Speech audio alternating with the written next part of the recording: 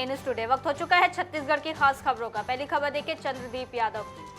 छत्तीसगढ़ के बलरामपुर में स्थित राज्य की 1225 मीटर सबसे ऊंची चोटी गौरलाटा में मतदाता जागरूकता अभियान का आयोजन किया गया। 15,000 से अधिक विभिन्न वर्गों के मतदाता, जिनमें दिव्यांग और बुजुर्ग मतदाताओं ने पूरे उत्साह के साथ लगभग 12 किलोमीटर की दुर्गम और पथरीले मार्ग से पैदल चलकर राज्य की सबसे ऊंची चोटी गौरलाटा पर्वत की चढ़ाई की। इस अवसर पर कलेक्टर और जिला निर्वाचन अधिकारी एका ने कहा कि प्रदेश में विधानसभा निर्वाचन के दूसरे चरण में जिले में 17 नवंबर को मतदान होना है, जिसमें 100% मतदाताओं की भागीदारी सुनिश्चित करने के लिए स्वीप कार्यक्रम के तहत सभी क्षेत्रों में लगातार विभिन्न गतिविधियों के माध्यम से मतदान के प्रति लोगों को जागरूक किया जा रहा है, जिसमें गौरलाटा पर्वत पर अपनी स्वेच्छा से उत्साहपूर्वक भारी संख्या में मतदाताओं ने शामिल होकर मानव श्रृंखला के माध्यम से इस मतदाता जागरूकता अभियान को सफल बनाया।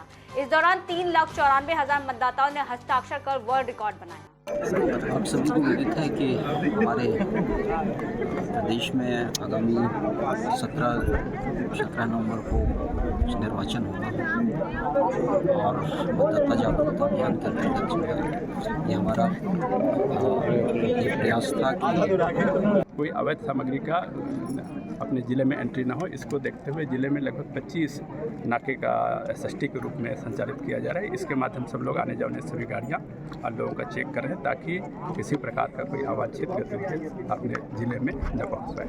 काफ़ी स्कोप है और मतलब ये क्षेत्र एक तरह से अछूता है, लेकिन इस तरह के कार्यक्रम इस कार्यक्रम के सफल आयोजन से इस क्षेत्र के बारे में लोगों को जानने का मौका मिलेगा और साथ ही विभाग भी इसमें पहल करके एक तो काफ़ी अच्छा ट्रैकिंग रूट बनाया जा सकता है, तो उसमें हम लोग योजना बना के उसको न्याय के प्रकरण आते हैं, विभाग द्वारा प्रकरण दर्ज करके और उसमें नियमानुसार कार्रवाई की जाती है। अगली खबर देखिए चंद्रशेखर बरेट की। शक्ति विधानसभा से बीजेपी प्रत्याशी डॉक्टर खिलवान साहू लगातार अपने क्षेत्र में जनसंपर्क करते नजर आ रहे हैं। जनसंपर्क के दौरान झरना ग्राम वासियों ने बताई अपनी समस्या। छत्तीसगढ़ के ए न्यूज़ टुडे ब्यूरो चंद्रशेखर बरेट ने ग्रामीणों की समस्या को लेकर प्रत्याशी डॉक्टर खिलवान साहू से बातचीत की। देखिए ये रिपोर्ट। क्षेत्र में लगातार आपका जनसंपर्क हो रहा है, तो गाँव में क्या समस्या आपको सुनने को मिला? अभी मैं उस मोहल्ला में गया था, वो अपने कार्यकाल में मैं जो है वहाँ पर बोर खनन कराया था और कई दिनों से हफ्ता भर से ऊपर जो है वो बोर जो है बंद पड़ा है। उसके बारे में बोल रहे थे गांव वाले कि हमारा विधायक तो आता नहीं महोदय जी, आप हमारी समस्या सुनिए, चूँकि आप ही उसको खुदवाए थे, आप ही उसका निराकरण करेंगे करके अपनी समस्या रख रहे थे। गली में जो है पानी बह रहा है, उसके बारे में लोग बोल रहे थे। अब इनको जो है वर्तमान विधायक को कोई मतलब नहीं है, क्योंकि वो अभी सुने हैं, आप तो थे यहाँ पर। मैंने पूछा कि भाई 5 साल में यहाँ के विधायक कितनी बार आए हैं? लोगों ने कहा, यहाँ के निवासियों ने कहा कि एक बार भी नहीं आए। कितना काम दिए हैं? मैंने पूछा, उन्होंने कहा कोई काम नहीं दिए है। मैं तो 9 करोड़ 33 लाख का कार्य आपके सामने में एक जो कार्य सैंक्शन कराया था, जो काम हुआ है उसको जो है जनता के बीच में रखा हूँ। मैंने चैलेंज भी किया कि 1 करोड़ का काम झरना ग्राम पंचायत में आया होगा इनके माध्यम से, तो बता दीजिए करके। तो जवाब आया कि कोई काम यहाँ पर नहीं आया है। तो ये सारी विषय था, समस्या था इस क्षेत्र में, और लगातार मैं क्षेत्र भ्रमण कर रहा हूँ, डोर टू डोर कर रहा हूँ और लोगों का आशीर्वाद मिल रहा है, अपार जन समर्थन मिल रहा है। बढ़ते अगली खबर की ओर देखिए चंद्रशेखर बरेट की। सड़क निर्माण को लेकर विधानसभा चुनाव का बहिष्कार कर रहे पनगांव के लोगों ने अब अपने मताधिकार का प्रयोग करने का मन बना लिया। चुनाव मॉनिटरिंग अधिकारी RK तंबोली समेत PWD के प्रशासनिक अधिकारियों ने लोगों को अपने मताधिकार का प्रयोग करने की बात कही। अधिकारियों की इस बात का लोगों ने विरोध किया, लेकिन प्रशासनिक अधिकारियों के लिखित आश्वासन के बाद ग्रामीण विधानसभा चुनाव में वोट देने के लिए राजी हुए। अगली खबर देखिए लखनपुर से मुकेश कुमार की। लखनपुर के कटिंदा मुख्य मार्ग कर्मपाट में 2 मोटरसाइकिल की हुई भिड़ंत। 4 लोगों को आई गंभीर चोट, लोगों के हाथ पैर और सिर पर गंभीर चोटें लगी। स्थानीय लोगों ने सभी घायलों को सामुदायिक स्वास्थ्य केंद्र भर्ती कराया। कांग्रेस के 3 प्रत्याशियों ने भरा नामांकन। जांजगीर चांपा से व्यास नारायण कश्यप, अकलतरा से राघवेंद्र कुमार सिंह, पामगढ़ से शेषराज हरवंश ने भरा अपना नामांकन। कांग्रेस के पूर्व राष्ट्रीय अध्यक्ष और सांसद राहुल गांधी छत्तीसगढ़ के 2 दिवसीय प्रवास पर हैं। उन्होंने राजनांदगांव शहर के स्टेट स्कूल मैदान में चुनावी सभा को संबोधित किया। इस दौरान राहुल गांधी के साथ मुख्यमंत्री भूपेश बघेल, विधानसभा अध्यक्ष चरणदास महंत, चंदन यादव सहित कांग्रेस के प्रत्याशी मौजूद रहे। राहुल गांधी ने भाजपा पर निशाना साधते हुए छत्तीसगढ़ के लोगों के साथ छल करने का आरोप लगाया है। इस दौरान राहुल गांधी ने विधानसभा चुनाव को लेकर कई घोषणाएं भी की, जिसमें छत्तीसगढ़ के किसानों का कर्ज माफी करने के साथ साथ धान खरीदी के मूल्य को 3,000 रुपए करने की घोषणा अहम थी। बढ़ते अगली खबर की ओर, देखिए लाल शाह की। अंतागढ़ के कोयली बेड़ा से डीआरजी और बीएसएफ की संयुक्त बल ने सर्चिंग के दौरान बड़ी घटना को अंजाम देने की फिराक में रहे 2 नक्सलियों को घेराबंदी कर पकड़ा। पूछताछ में नक्सलियों ने अपना नाम सानू कोमरा और अर्जुन साहू बताया। नक्सलियों से वायर, 9 डोटेनर, स्विच, रस्सी, विस्फोटक के साथ उपयोग में लाए जाने वाले छर्रा, 1 किलो लोहे का टुकड़ा, 2 लोहे का पाइप बम बरामद किया गया। पुलिस और सुरक्षा बल के जवानों की मुस्तैदी से एक बड़ी घटना होने से टली। जंगल पहाड़ को सर्च करते हुए आगे बढ़ रही थी, उसी समय कुछ लोग पुलिस को देखकर भागने लगे, छिपने लगे।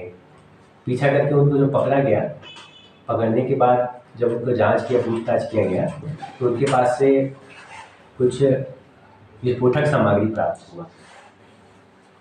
कड़ाई से पूछताछ करने से उन्होंने स्वीकार किया कि रावघाट एरिया कमेटी का सचिव मैन्यू नेगी जो है, ये सामग्री हम लोग को आईडी प्लांट करने के लिए दिया हुआ था। पूर्व केंद्रीय मंत्री रविशंकर प्रसाद ने कहा कि राहुल गांधी घोषणा करने के पहले बताएं कि छत्तीसगढ़ में पुरानी घोषणा का क्या हुआ। उन्होंने कहा था कि 200 फुट पार्क खुलेंगे। छत्तीसगढ़ में पूंजी निवेश बंद हो गया है क्योंकि यहां कांग्रेस की सरकार नहीं है।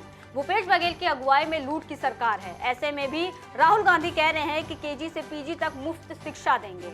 रविशंकर प्रसाद ने राहुल गांधी के घोषणा करने पर पुरानी घोषणाओं का हिसाब मांगा। बाकी राहुल जी, आप तो जाते हैं, नई नई घोषणाएं कर देते हैं, उसके बाद आप टेक ऑफ कर जाते हैं।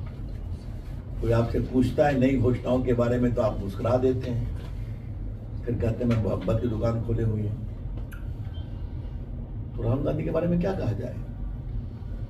आजकल अडानी प्रकरण में चिल्लाते रहते हैं, चिल्लाते हैं तो उनसे पूछते हैं भूपेश बघेल जी ने क्यों अडानी के लिए कोयला का विस्तारित लोकेशन कराने में मदद किया? अशोक गहलोत जी ने क्यों अडानी के लिए इतना बड़ा सहयोग किया? ममता जी ने किया। केरला में पोर्ट बना है कोचिन में उनके नाम पर। तो ये पूछते हैं कि हम किसी के विरोधी नहीं है, पूंजी निवेश तो होना ही चाहिए, तभी तो विकास होगा। लेकिन उनसे पूछते हैं कि नहीं वो ठीक है। तो ऐसे राहुल गांधी के बारे में क्या कहा जाए? अगली खबर देखिए चंद्रशेखर बरेट की। विधानसभा चुनाव को देखते हुए एफएसटी की टीम ने संदिग्ध वाहनों की चेकिंग के दौरान बड़ी कार्रवाई की। टीम ने वाहन चेकिंग के दौरान नेशनल हाईवे पर भारी मात्रा में अवैध कपड़ा बरामद किया है। एफएसटी की टीम ने कार चालक को नोटिस देकर कपड़ों के विषय में जानकारी मांगी। चालक द्वारा किसी तरह के वैध दस्तावेज पेश नहीं करने पर एफएसटी की टीम ने कपड़ों के साथ कार को जब्त कर पुलिस को सौंपा। उप पुलिस अधीक्षक अनिल सोनी ने मामले की जानकारी देते हुए बताया कि 1,34,000 रुपए के कपड़े को जब्त किया गया। चालक के खिलाफ धारा 103 आईपीएस के तहत कार्रवाई की गई।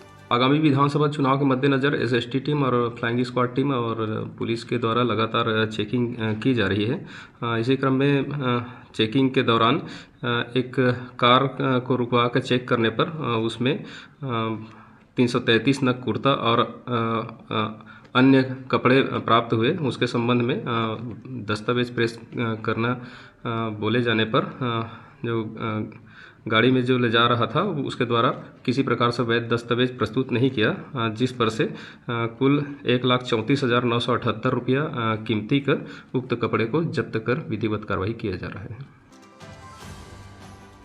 प्रदेश कांग्रेस अध्यक्ष और चित्रकूट विधानसभा से कांग्रेस प्रत्याशी दीपक बैज का ग्रामीण क्षेत्रों में धुआंधार जनसंपर्क लगातार जारी है। जमीनी स्तर पर सक्रिय रूप से जनता के बीच रहने वाले दीपक बैज का जनसंपर्क के दौरान स्वागत किया गया। दीपक बैज ने ग्रामीण क्षेत्रों में जनसंपर्क कर कांग्रेस के पक्ष में मतदान के लिए लोगों से अपील की। बढ़ते अगली खबर की ओर, देखिए कबीर धाम से लाल शाह की। कांग्रेस के पूर्व राष्ट्रीय अध्यक्ष और सांसद राहुल गांधी छत्तीसगढ़ के 2 दिवसीय प्रवास पर हैं, जहां उन्होंने अपने दौरे के दूसरे दिन जिला मुख्यालय के सरदार पटेल मैदान में चुनावी सभा को संबोधित किया। इस दौरान राहुल गांधी के साथ मुख्यमंत्री भूपेश बघेल, विधानसभा अध्यक्ष चरणदास महंत सहित कांग्रेस के प्रत्याशी मौजूद रहे। बता दें कि राहुल गांधी ने कवर्धा और पंडरिया के कांग्रेस प्रत्याशियों के पक्ष में आयोजित चुनावी सभा में छत्तीसगढ़ में कांग्रेस की सरकार बनने पर इस बार किसानों का कर्जा माफी किया जाएगा। भूमिहीन खेतीहारी मजदूरों को मिलने वाली 7,000 रुपए की राशि को बढ़ाकर 10,000 करने, तेंदुपत्ता संग्राहकों को 4,000 रुपए बोनस, सरकारी स्कूल कॉलेज में केजी से लेकर पीजी तक की शिक्षा निःशुल्क करने, जातिगत जनगणना कराने और गांव में फूड प्रोसेसिंग प्लांट लगाने की घोषणा की गई। इस दौरान उन्होंने भाजपा और प्रधानमंत्री नरेंद्र मोदी पर निशाना साधा। कहा कि प्रधानमंत्री नरेंद्र मोदी ने अपने उद्योगपति मित्रों का 14 लाख करोड़ रुपए का कर्जा माफ किया है। कांग्रेस गरीबों, किसानों, मजदूरों, छोटे व्यापारियों का कर्जा माफ करे। हमने जाति जनगणना यूपीए के समय किया था, उसके आंकड़े नरेंद्र मोदी पब्लिक नहीं करना चाहते, आपको बताना नहीं चाहते। जैसे ही हमारी सरकार आएगी, पहला निर्णय उसको हम पब्लिक कर देंगे, पूरे देश को बता देंगे ओबीसी कितने हैं, दलित कितने, आदिवासी कितने। तब सच्ची आपकी ओबीसी, दलितों और आदिवासियों को फायदा मिलेगा। विधानसभा चुनाव का आगाज हो चुका है और प्रत्याशियों ने भी जनता के बीच जनसंपर्क शुरू कर दिया है। इस बीच कांग्रेस प्रत्याशी छविंद्र कर्मा का प्रचार जोरों पर है। किरंदुल में ब्लॉक कांग्रेस कमेटी और इंटुक श्रमिक संघ द्वारा मोर्चा संभाला हुआ है और हर वार्डों में घूमकर घर घर जाकर प्रचार किया जा रहा है। कांग्रेसी कार्यकर्ता घर घर जाकर कांग्रेस शासन की योजनाओं को बता रहे हैं और छविंद्र के पक्ष में माहौल तैयार कर रहे हैं। अगली खबर देखिए दंतेवाड़ा से लाल शाह की। कांग्रेस राष्ट्रीय प्रवक्ता अंशुल अभिजीत ने की प्रेस कॉन्फ्रेंस। कांग्रेस पार्टी के राष्ट्रीय प्रवक्ता अंशुल अभिजीत बस्तर के दंतेवाड़ा विधानसभा क्षेत्र में पहुंचे, जहां उन्होंने कांग्रेस को वादा पूरा करने वाली सरकार और भाजपा को जुमलेबाजी करने वाली सरकार बताया। अंशुल अभिजीत ने प्रेस कॉन्फ्रेंस में छत्तीसगढ़ विधानसभा चुनाव को लेकर कांग्रेस पार्टी के सभी वादों को दोहराया, जिसमें उन्होंने प्रमुखता से कर्ज माफी और धान खरीदी पर ज्यादा जोर दिया। वहीं शराबबंदी के सवाल पर उन्होंने पेशा कानून का हवाला देते हुए कहा कि सरकार ने ग्राम पंचायत पर इसका निर्णय छोड़ दिया है, वो चाहे तो अपने क्षेत्र में पूरी तरह से शराबबंदी कर सकते हैं। राष्ट्रीय प्रवक्ता ने दंतेवाड़ा में जीत का दावा किया और पूरे भरोसे के साथ अब की बार 75 पार का नारा लगाया।